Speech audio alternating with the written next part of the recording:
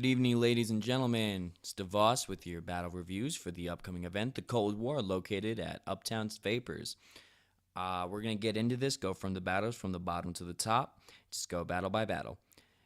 That being said, starting off with Half-Breed versus Lobo Savage. Half-Breed, one of the new UBR up-and-comers. He had his battle debut at Breaking Ground in August against random guy. And, though he had the help of the special co-stars Dvos and Sessler, definitely proved he has the writing ability that we hope to see out of newcomers. He's able to hold his ground, gave a good performance. I look forward to seeing what he's able to come up with against Lobo Savage, who is his opponent. Lobo Savage definitely has been with UBR for a while, and he's made a name for himself. He's got the fire in him. I've spoke to him recently, and he's hungry for larger opponents. So he's going to use this battle as an ability to prove that to the top tier members and the staff of UBR. Lobo Savage definitely has the ability to freestyle. It's one of the things he can rely on. It's not a crutch for him by any means, but it is definitely something that other opponents that he's faced do not have that ability to do, at least not as well as him. That being said, he also has more experience. I don't know if I would say that his writing is necessarily better or worse than Half-Breeds, at least from what I've seen in the past. But I think, just from my own experience, every battle your opponents get better. And so always expect for them to write better than the last battle that you saw them in. But that stands for both of them. So Half-Breed is going to have his work cut out for him, and Lobo Savage is going to have to be aware that Half-Breed will write more intensely, this being his first 3-round battle. That being said, I still give it to Lobo Savage in the long run here. I think he's going to get a 2-1 Half-Breed, knowing what he has to do to make a reaction, to get some crowd support here. He's going to win a round, I see no doubt. But nonetheless, I see Lobo Savage versus Half-Breed. We're going to speed through the next two here. Cannot find anything on y'all. All right. Drama versus Spalding. I mean, Drama versus Spalding. On names alone, I'm thinking of a play versus the volleyball from Robinson Crusoe. I think that was the movie Spalding was in. Nonetheless, I'm going to flip a coin because y'all motherfuckers don't have anything on you for me to judge. So we flip it a penny. Heads is Spalding. Tails is Drama. We flip in. All right, we got Drama taking it here. So, Drama, you just won a battle. Look at that. Going on to Literal versus Mars Knit. We flip it a penny again. Mars Knit is heads. Literal was tails. Literal, you just won a battle. Look at that. That's fucking amazing. How'd you do that? Okay, moving on to the other battles.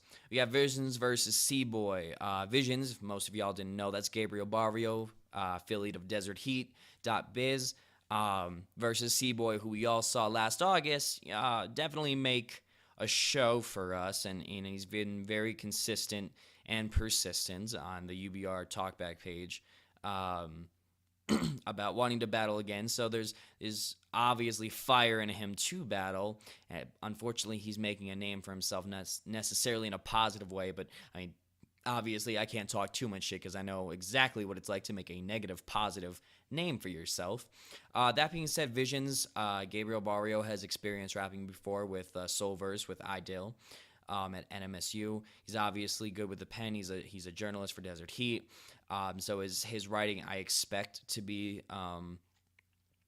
above Seaboy's. I think Seaboy has to realize what he's facing here. And that if a second bad performance is given, it's going to probably secure him a spot in Foundations for a while longer, if not at all. I'm going to give it to Visions 2-1, again on the same basis that I give Half-Breed a round against Lobo Savage, that Seaboy, if he is aware of what he's facing, is going to come with a different performance, and possibly without the mask and cape. I don't know, the cape was kind of cool. That being said, 2-1 Visions or possible 3-0, definitely.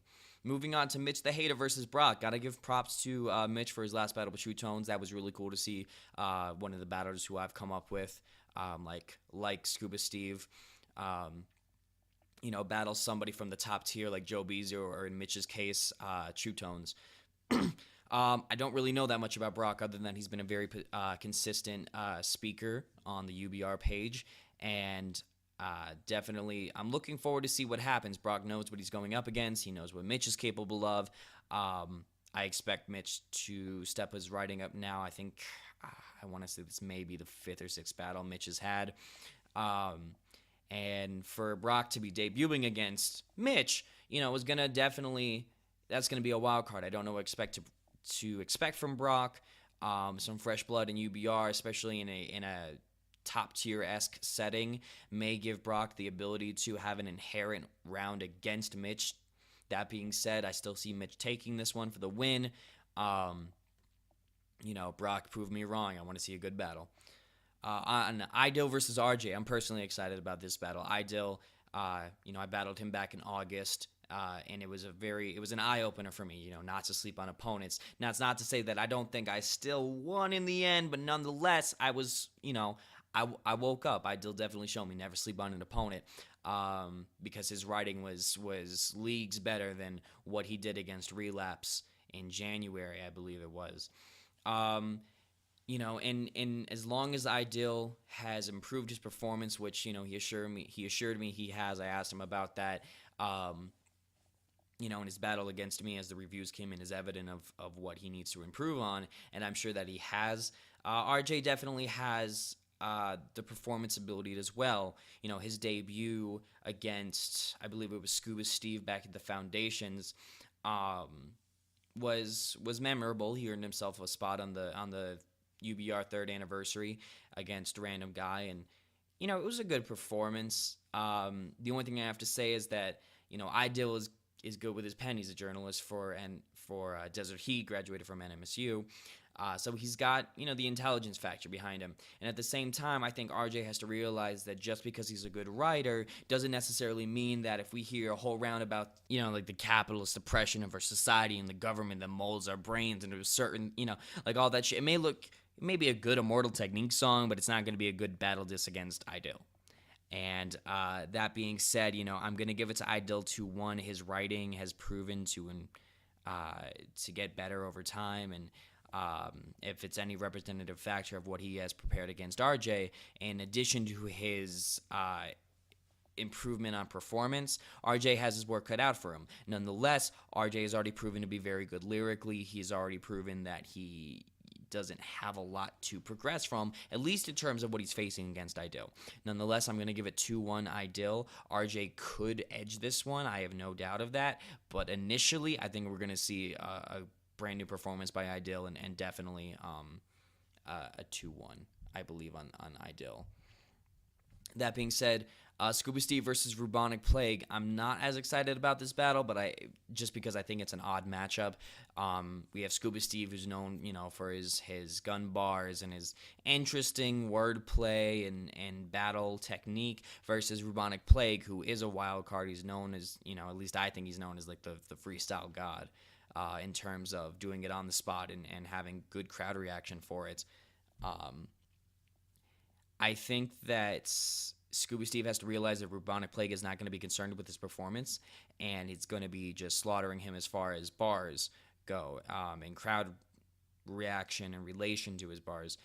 Scuba obviously is a good writer. He's proven that before. I just think that it's going to be awkward because Scuba Steve's going to present this rubric for Rubonic Plague to supposedly, comply with, and Ruben's just not going to do that. He's just going to keep dissing him, and he's going to get laughs from the audience like he does, and I think Scuba Steve might get clowned out on this one. So I think it could also go 2-1 either way. I'm not sure how to call this, to be honest. And if y'all want to see what it goes down as, be there at Uptown Vapors on December 17th for the Cold War. I think I said that wrong. December 17th for the Cold War. Yo, it's UBR with it. This is Dvos, Concrete Helicopters, Triple Y Syndicate. Y'all check us out. Be there.